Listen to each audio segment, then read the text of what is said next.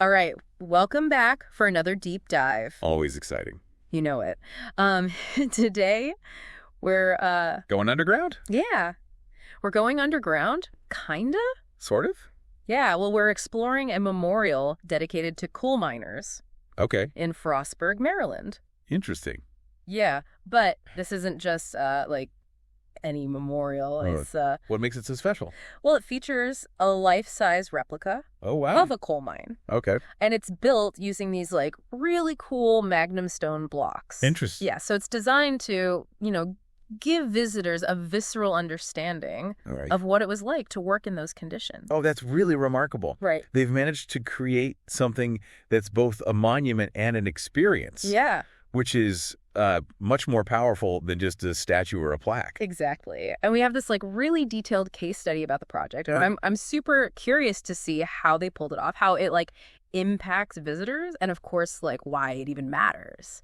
There's a lot to unpack here. From the engineering ingenuity to the historical context, it's definitely a fascinating story. For sure. Okay, so let's dive into this case study. First things first. Why a coal miner memorial at all? And what makes this one so special? Well, coal mining has a deep and often overlooked history in this country. And this memorial is specifically dedicated to the hundreds of miners who lost their lives in the mines around Frostburg since Yeah. 1867. Wow. So it's about honoring their sacrifice, but also acknowledging the inherent dangers of the profession. Yeah, and the community was like really behind this project. Right. The case study mentioned overwhelming support. Absolutely. This wasn't some like out-of-touch project imposed on the town. Yeah. It was clearly something the community felt very strongly about, which speaks to how deeply coal mining is woven into the fabric of this region. Yeah, for sure. Okay. So they built it overlooking the Great Allegheny Passage trailhead, which I hear is a pretty popular spot. So Okay. that makes it accessible to a lot of people. But what exactly are we talking about here? Is it just a statue? It's much more than that. There's a bronze statue, of course, Okay. and plaques that tell the stories of individual miners. Right. But the real showstopper is this simulated coal mine tunnel. What? Yeah, they use 3 massive MagnumStone retaining walls to create a walkway that you can actually walk through. I've seen pictures of those MagnumStone blocks. They look like giant pieces of stone. Uh-huh. How did they use those to create a mine? Cleverly, I might add, they used a specific type of block called the MagnumStone. It has this rugged natural stone look, and it comes in different sizes and shapes, Right. which gave them a lot of flexibility in the design. Oh, cool. And they actually built a tunnel that you can walk through. How did they manage that? They built these walls 8 feet high, Hmm. completely vertical, to create that authentic mine shaft look. Okay. Normally, MagnumStone walls have a slight setback for stability, Right. but they engineered these with a 0-degree setback, Yeah. which is pretty unique. They also mixed up the block patterns, so it wouldn't look too repetitive. And to really drive home the realism, they stained the whole thing a dark coal color. That's incredible. So you're like walking through this tunnel surrounded by these massive stone walls. It must feel pretty intense. It's designed to be immersive. They even added timber sets to the tunnel to mimic the roof support systems used in real mines. Wow. Talk about attention to detail. So we've got the statue, the plaques, and this amazing tunnel. Anything else? Oh, yeah. They also brought in large boulders and secured them atop the walls Okay. to look like piles of coal. Oh, wow. It's all about creating a realistic and evocative experience for the visitor. Okay, so they've gone all out with the design and the realism. But why go to all this trouble for a coal mine memorial? I mean, most people probably don't think twice about coal these days. You're right, coal isn't exactly glamorous, but it played a vital role in the industrial development of this country. It was the fuel that powered our steel mills, our railroads, our factories, our homes. For over a century, coal was king. And Frostburg was right in the heart of that. Exactly. This region was a major coal-producing area, and the lives of countless people in this community were shaped by the industry. So this memorial is a way of honoring that legacy, the good and the bad. Precisely. It's about recognizing the contributions of coal mining to American society, but also acknowledging the sacrifices that were made, the lives that were lost, the communities that were impacted. And by creating this immersive experience, they're inviting visitors to really connect with that history on a deeper level. That's the idea. It's one thing to read about coal mining in a textbook. It's quite another to walk through a simulated mine and get a sense of what it was actually like to work in those conditions. Yeah, it really does kind of bring it to life, doesn't it? It makes you think about all the things we take for granted, like flipping on a light switch or riding in a train.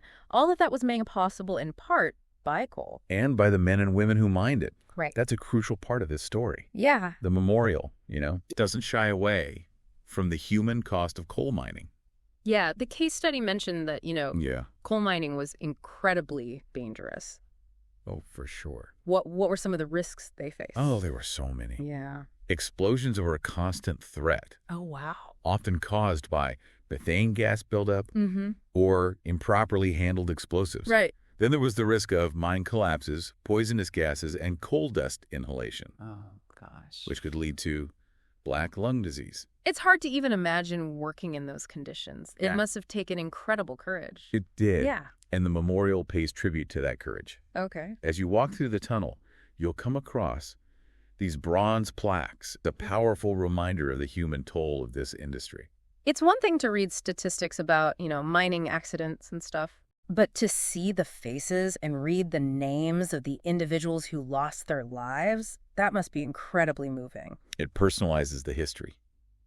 Yeah. It takes it beyond abstract numbers Right. and brings it home to the individual level. Speaking of bringing it home, Oh, okay. the case study mentioned that they had to use compact construction equipment to build this tunnel because the pathway is so narrow. Right. What was that like? It was a logistical challenge, for sure. Yeah. Imagine trying to maneuver these large MagnumStone blocks, Right. each one weighing hundreds of pounds, Yeah.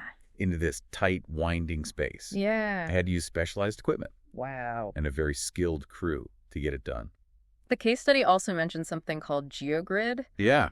What is that, and why did they need it? G-grid is a kind of reinforcing material, almost like a giant mesh net Okay. that's embedded within the soil behind the retaining walls. Okay. It helps to distribute the load and prevent the walls from bulging or collapsing. So it's not just about stacking blocks. There's a lot of engineering that goes into making sure these walls are safe and stable, For sure. especially considering they're 8 feet high and built with a 0-degree setback. Exactly. Wow. It's a testament to the skill of the engineers and the construction team. Yeah. They had to account for factors like soil conditions, drainage, and seismic activity to ensure the long-term durability of the structure. And speaking of drainage, I noticed that the MagnumStone blocks have these hollow cores. Yeah. What's the purpose of that? That's a key feature of the MagnumStone system. Okay. Those hollow cores are filled with gravel to allow water to drain through the wall. Oh. It helps to prevent hydrostatic pressure from building up behind the wall, Okay. which could eventually lead to failure. So it's not just about aesthetics, it's about function, too. Absolutely. They've really thought of everything. And that attention to detail extends to the overall visitor experience. Yeah. The case study describes it as a multi-sensory journey through the history of coal mining. I'm curious about that. What is it like to actually walk through this simulated mine? The pathway winds through these towering walls, creating a sense of enclosure. Sounds pretty intense. It is, Yeah. but it's also strangely beautiful. Really? The MagnumStone blocks have this rough, textured surface Okay. that catches the light in interesting ways. Oh, cool. And the timber sets overhead Yeah. create a sense of rhythm and structure. So it's not just about recreating the physical conditions of a mine. There's an artistry to it as well. Absolutely. Yeah. It's about evoking a feeling, a sense of place. Right. And as you walk through the tunnel, Yeah. you'll encounter those plaques with the miners' stories. Right. Their words, their faces, their lives will stay with you long after you leave.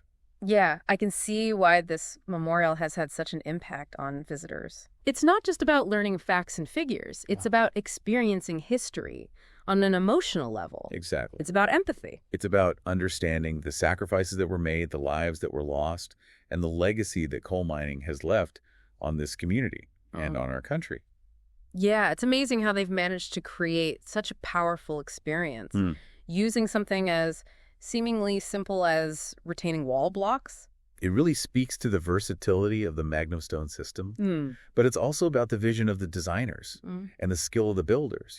They saw the potential in these materials, and they really pushed the boundaries of what's possible. I was reading about how MagnumStone walls can be curved, Yeah. which is unusual for this type of construction. Right. And they used that feature to Mhm. create the winding pathway through the tunnel. That's right. The MagnumStone system has a minimum curve radius of 12 feet, which allows for a lot of design flexibility. Okay.